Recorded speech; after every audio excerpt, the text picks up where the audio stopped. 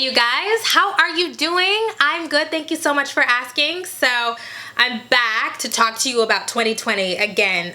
I've done a few videos about 2020 presidential candidates, Kamala Harris and Cory Booker. And under those videos, there are of course a lot of Bernie people, which good luck.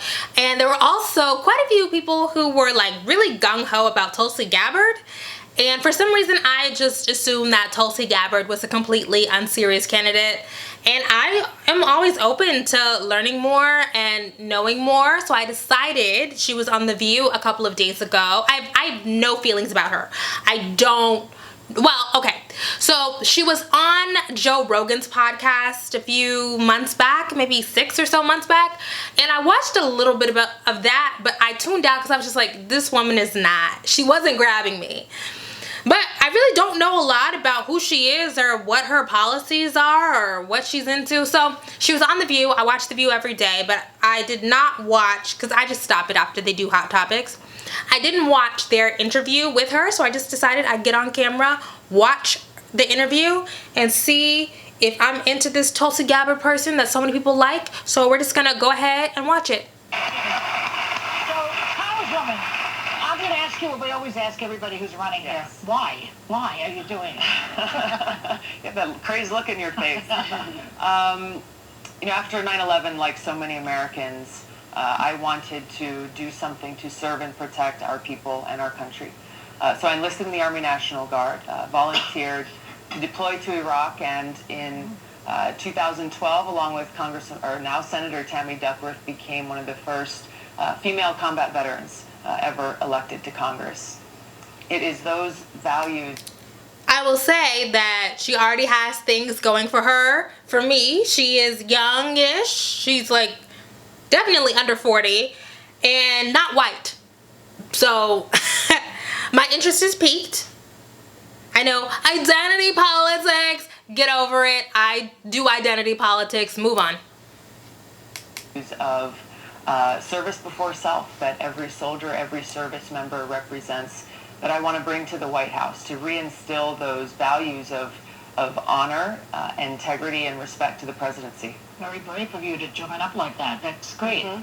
Thank you. It's my honor to serve. Sure. Thanks. How did your experience fighting in Iraq shape your outlook of the United States' role in foreign policy?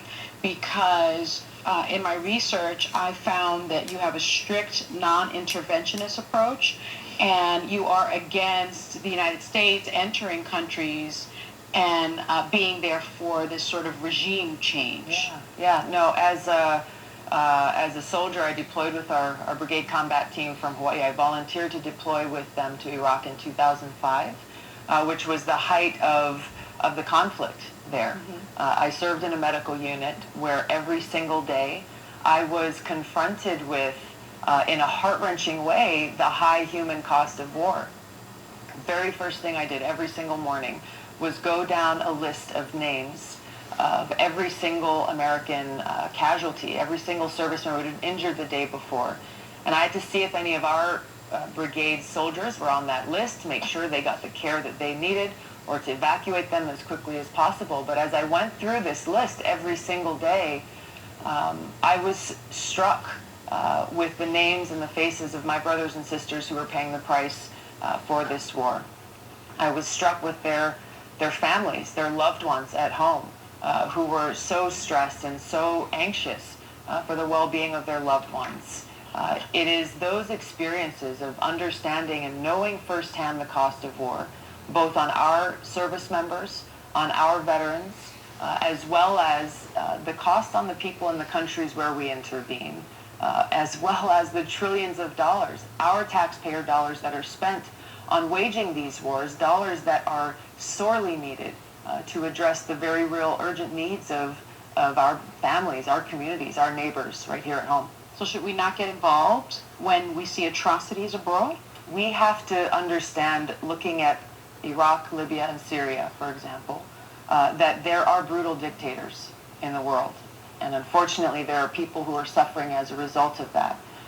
But in so many examples throughout history, when the United States takes action and intervenes and launches these regime change wars to topple these dictators, the suffering of the people in these countries increases. Their lives are made worse off than they were before. There is far more death and destruction. Libya is a perfect example. Muammar Gaddafi was toppled. Now, today, we have more terrorist groups in Libya than ever before. We have Libyan people, women and children, being sold in open markets as slaves. So while these wars Which we didn't have before when he was which there. didn't exist before. No? So Can I while interrupt you? let's just finish this one point, because we feel for the suffering of people in these countries, and we want to be able to help them. And so many of these wars are begun and waged from a place of humanitarianism. Yeah. But the reality is, and it's a harsh reality, that there is more suffering and more loss of life and more destruction as a result of these wars, which does not serve the people in these countries, nor does it serve our interests and our security. Congresswoman, first, thank you for your service, which is something. I mean, how can you be against that? That makes a lot of sense to me. Also, thank God somebody who was actually in the military is saying what the rest of us say. Yeah, I'm for that. That sounds good. I think I say to everyone who has served. Here comes Megan. On the show, and I think it's important. That being said, my understanding is you know how I feel about your stance on foreign policy, and when I hear the name Tulsi Gabbard, I think of an Assad apologist. I think of someone who comes back to the United States and is spouting propaganda from Syria. You have said that the Syrian President Assad is not the enemy of the United States, yet he's used chemical weapons against his own people 300 times. That was a red line with President Obama. That is not our enemy. 13 million Syrians have been displaced. So when you say regime change is hurtful for the country, but gassing children isn't more hurtful, it's hard for me to understand where you come from a humanitarian standpoint if you were to become president. Well, you're putting words in my mouth that I've never said. You did not say that Syrian President Assad is not the enemy of the United States. Say it now, clarify. The issue here is, how can we help alleviate the suffering of people? Just really one moment. Is he an enemy of the United States? An enemy of the United States is someone who threatens our safety and our security. There is no disputing the fact that Bashar al-Assad in Syria is a brutal dictator. There is no disputing the fact that he has used chemical weapons and other weapons against his people. There are other terrorist groups in Syria who have used similar chemical weapons and other weapons of terror against the people of Syria. This is an unfortunate thing that wrenches at every one of our hearts. This is not something I'm disputing, nor am I apologizing or defending these actions. My point is that the reality we are facing here is that since the United States started waging a covert regime change war in Syria, starting in 2011, the lives of the Syrian people have not been improved. Their well-being has not gotten to a better place. Their suffering has not decreased. It has increased, in addition to the fact that Al-Qaeda is stronger in Syria today than ever before. So not only are we dealing with the fact that this regime change war we've been waging in Syria has not helped the Syrian people, it has made their lives worse off. It has also undermined our national security, leaving us in a place where Al-Qaeda is a stronger threat there than they ever have been before. Tulsi, and Iran has greater influence in Syria than ever before. Tulsi, you and I know each other, and you and I have had these discussions and arguments over text and over phone. I've told you how much. Yes. I have to say, she was great there. That was great. First of all, shutting down stupid airhead Megan, the way that she handled that was so good. She obviously knows what she's talking about. That was, I'm persuaded. I'm on Tulsi's side now. How we disagree. People text, right? I'm not how we disagree on this issue. We've had it on the phone as well. I'm very troubled by the tweet about Venezuela that you put out. We've talked about that. What Maduro is doing to the people of Venezuela. There's over 3 million that have been displaced. People are starving. He's not allowing humanitarian aid in. He is a thug. He is a dictator. He is corrupt. And I am very supportive of what the United States is doing right now, leading the solidarity and support of freedom-loving Venezuelans and putting sanctions, economic and sanctions. Why are you so against intervention in Venezuela? Not military intervention, but what we are doing. Because every time the United States, and particularly in Latin America, has gotten involved in regime change, using different tools to enact that regime change, there have been both short and long-term devastating impacts. If there are ways that we can work with surrounding countries to try to get humanitarian aid into people there, then we should be doing that.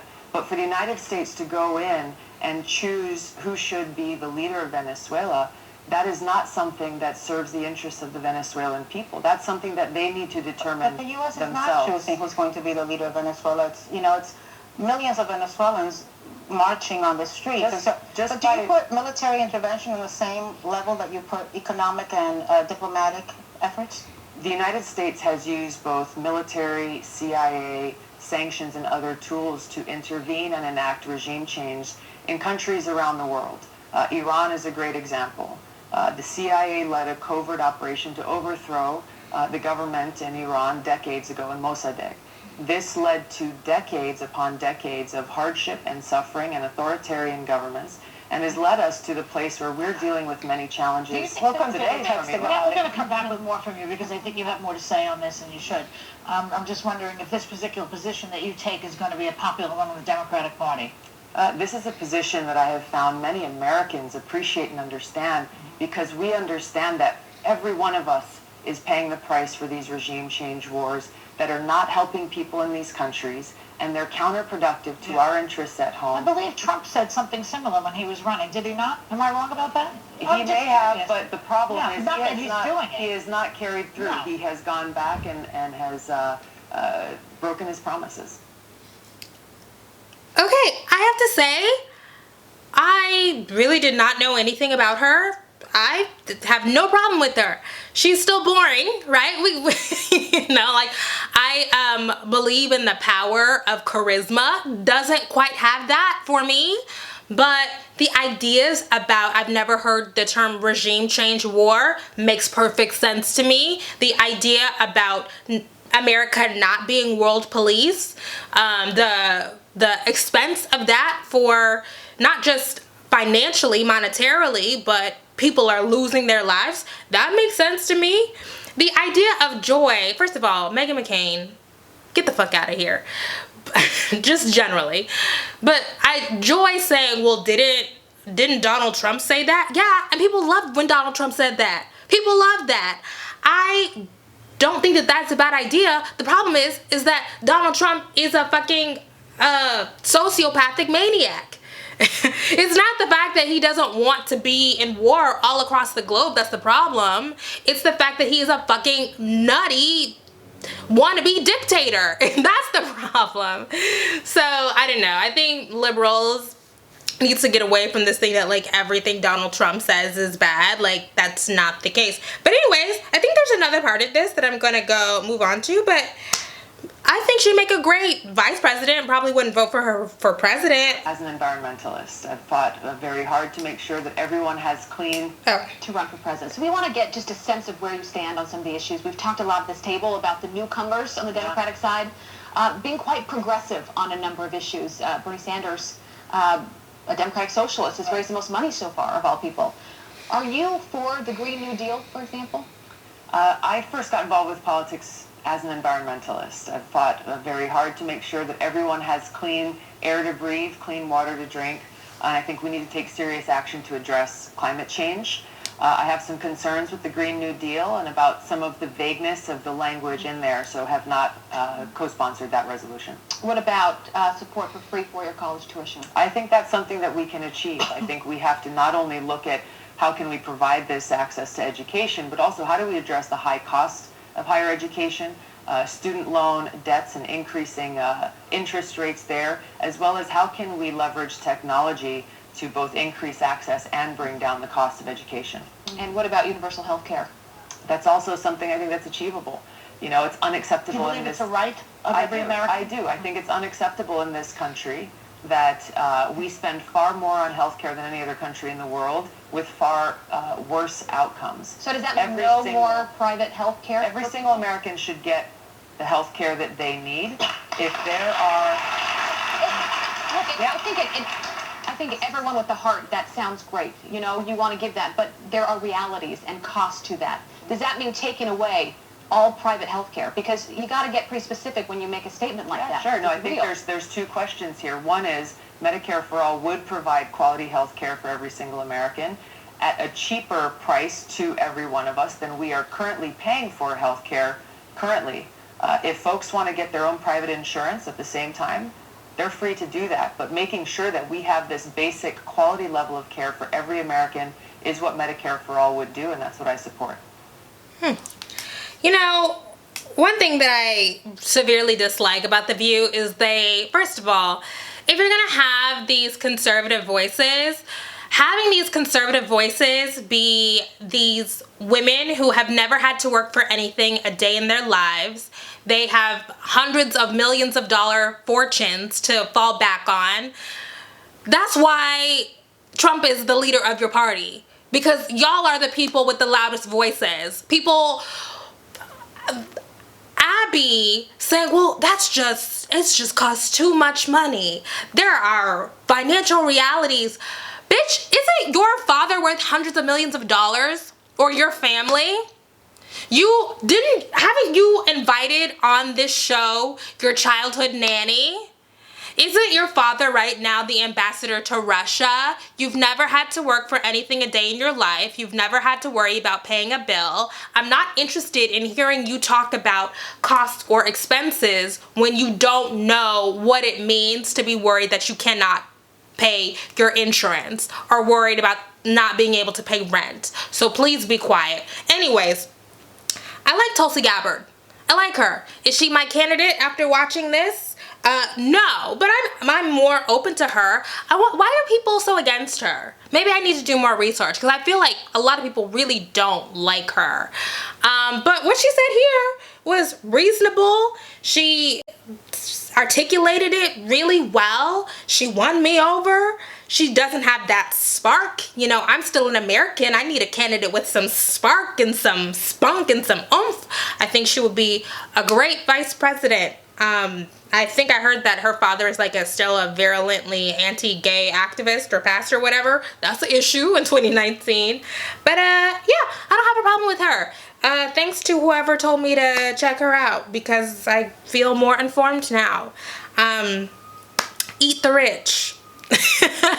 No more regime change war. I'm for it. That's all I have to say.